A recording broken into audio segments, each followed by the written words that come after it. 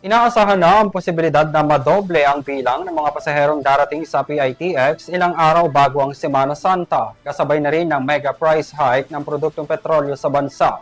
Kasunod niyan, bukas na rin ang point-to-point trip sa PITX patungong Clark International Airport para sa smooth at hassle-free na biyahe para sa mga pasahero. Narito po ang aking report.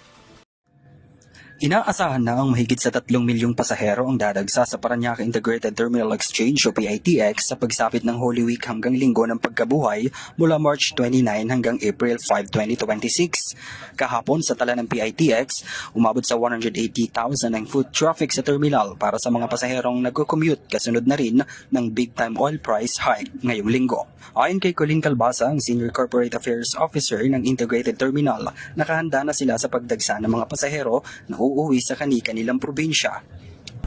Yes, nag-start na tayo, lalo na nakikipag-ugnayan tayo sa mga bus operators natin dahil syempre nagtaas po ang presyo ng gas.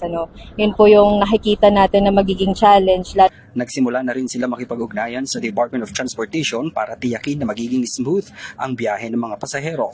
Kasunod na rin ang pagtaas ng presyo ng gasolina, nagtaas na rin aniya ang presyo ng mga pamasahe na naaakma pa rin naman sa lagay ng sitwasyon sa ngayon. Nakikita po natin yung 3 milyon, naasahan natin na magiging mas marami pa dahil mas marami na tayong mga commuters bukod sa provinces. Marami ng commuters ang dadayo sa terminal dahil nga sa pagtaas ng presyo ng gas. Nagpaalala rin sila kaugnay sa mga bawal dalhin para iwas abala gaya ng sharp objects, flammable at mga baril. Samantala ngayong araw naman binuksan na ng PITX ang mas convenient na biyahe patungong Clark International Airport sa Pampanga.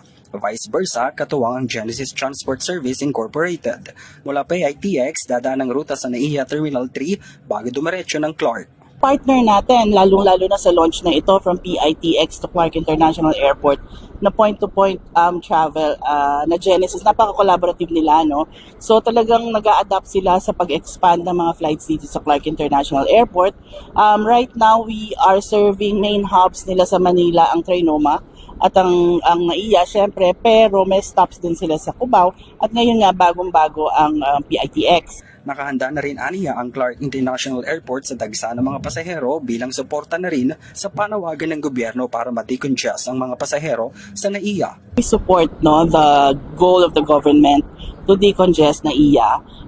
That's why we're also helping out bringing seamless travel experience to our passengers. Alam natin na mayroong mga iba na naninibago because of the distance, pero pagdating naman nila dito, sinisiguro natin na komportable, malamig, maganda ang kanilang lugar na gagalawan.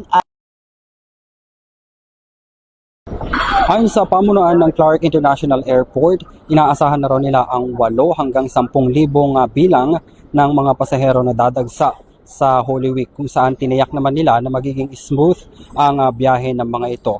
Hinihikayat din ng pamunuan ng Clark International Airport ang iba pang mga tao, hindi lang ang mga pasahero, na bisitahin rin ang tinaguriang First Advanced Airport in Asia. Sa pamamagitan pa rin yan ng bagong lunsad na biyahe mula PITX patungo dito sa Clark International Airport.